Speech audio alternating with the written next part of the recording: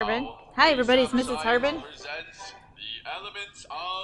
There's this song, I will put the link up. It goes through all of the trends in the periodic table, kind of.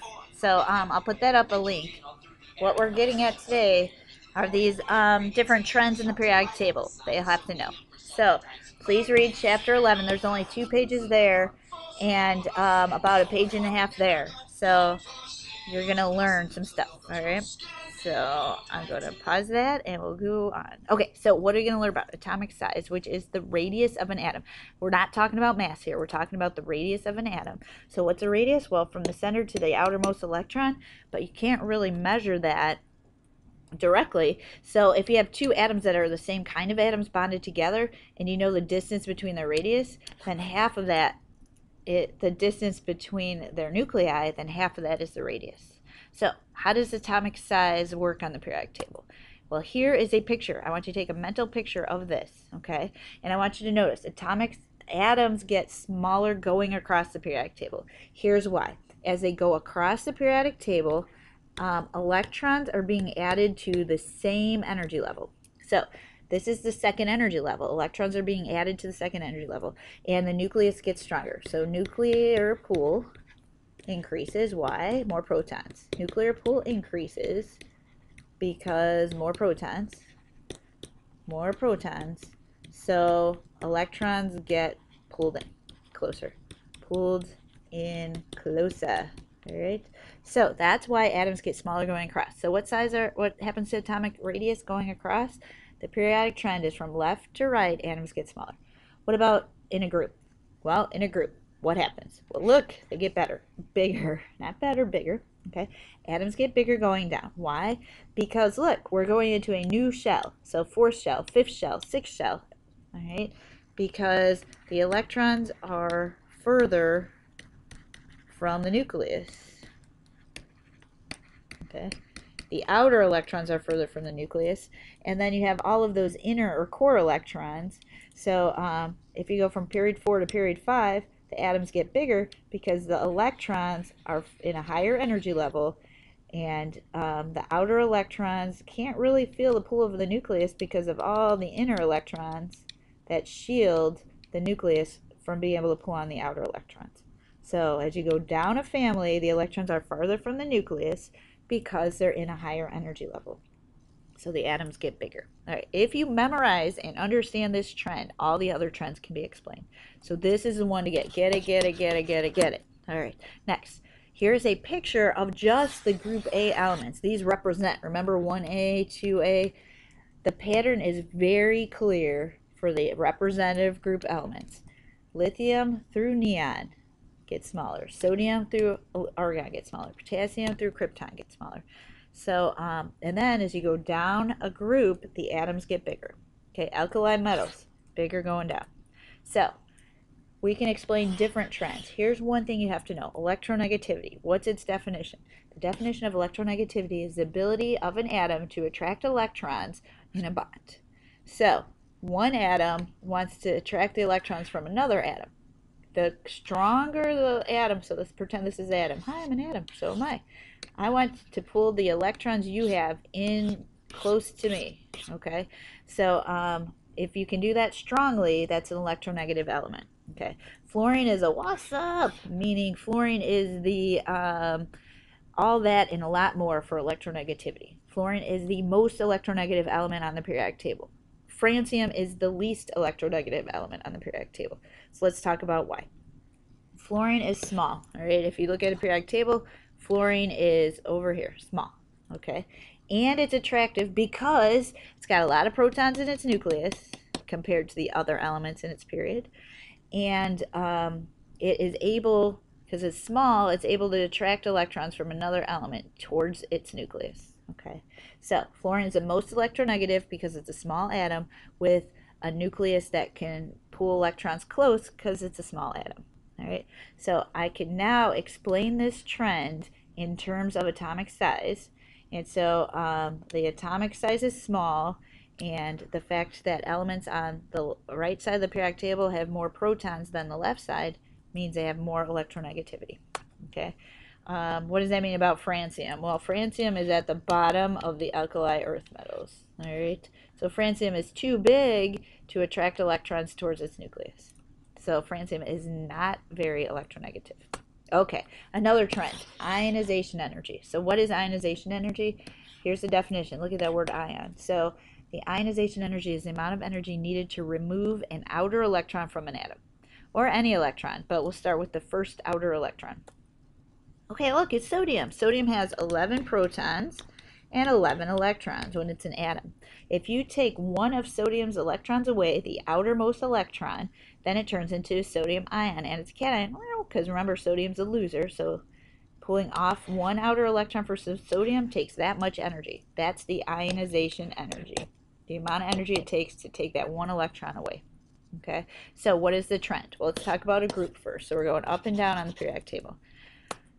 Ionization energy gets lower, less ionization energy, more ionization energy. Ionization energy gets lower down a family. Let's talk about why.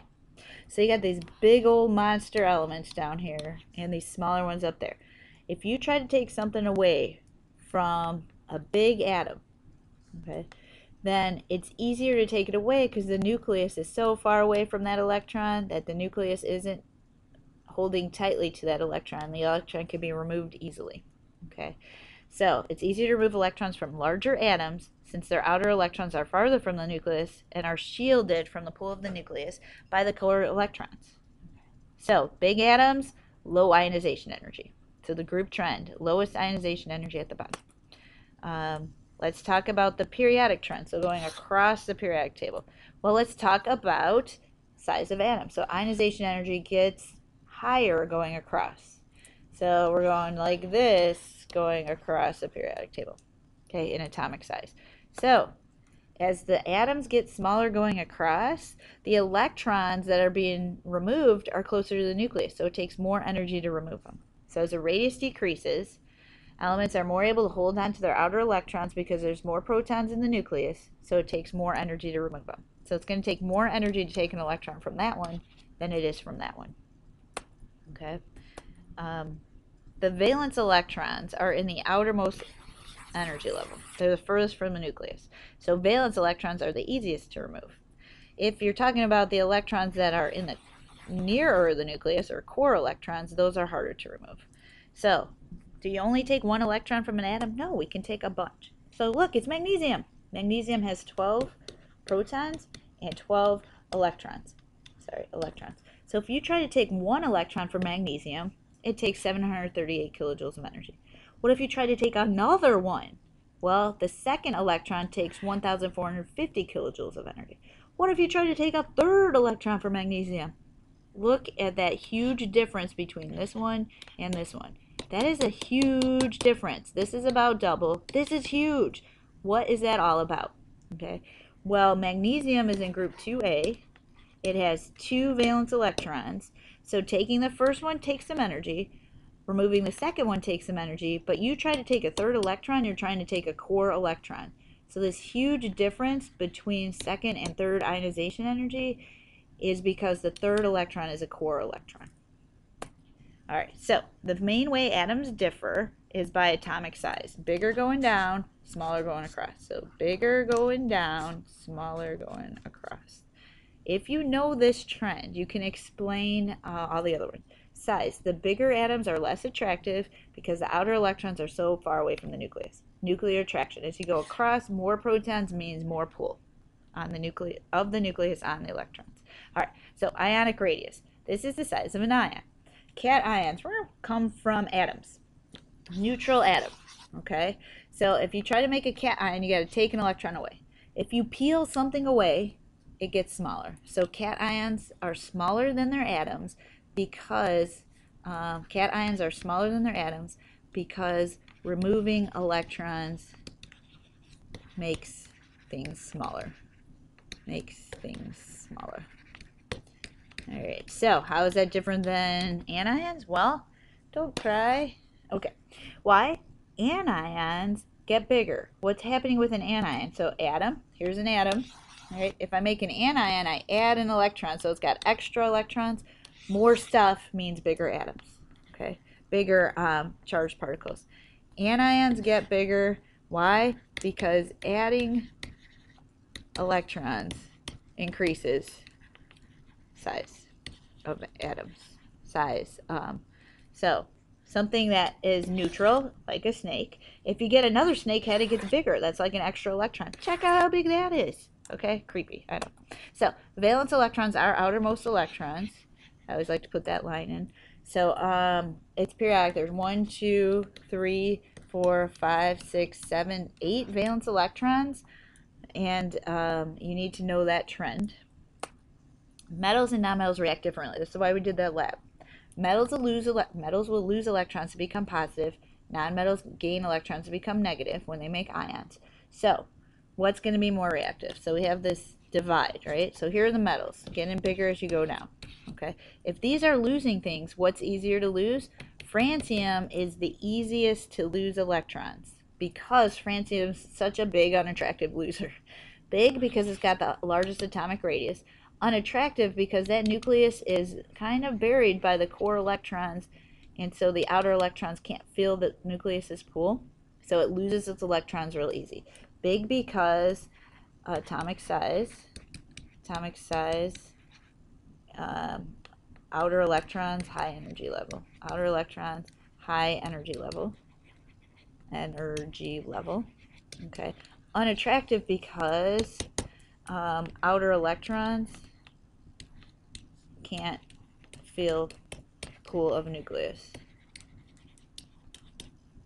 So the nucleus isn't going to attract more electrons, it's going to lose them. Okay, that's metals. Non-metal reactor, the best one is fluorine. Why? It's a small attractive stealer. Small because high protons in rho. Attractive because strong nucleus pulls electrons in. Can pull on other electrons. All right. So metals and nonmetals have different reactivity patterns. So on the periodic table, most reactive, we got to put the zigzag in. Okay. Fluorine. So nonmetals get more reactive towards fluorine. Metals get more reactive towards francium. Francium's metal winner. Fluorine's non-metal winner for reactive. Hey, what about these? No reactivity because they're noble gases. Okay. Noble gases never react. Why? Full valence shell. Full valence shell. Okay, hey, I forgot to tell you something, so I'm going back.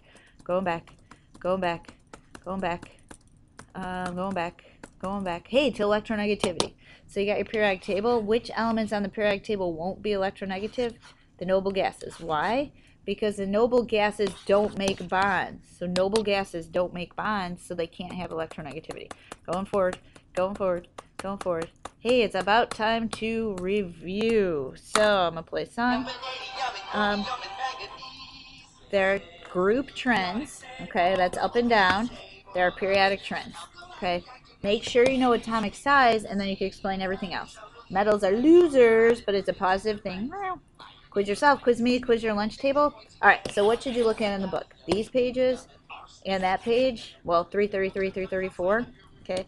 Please look at it. Describe the trend in electronegativity across a period. Describe the trend down a group for electronegativity. And then what does a higher electronegativity mean about shared electrons in the bond? Okay, page 34. All right, make sure you can learn these things, or you have learned these things, and peace out, friends.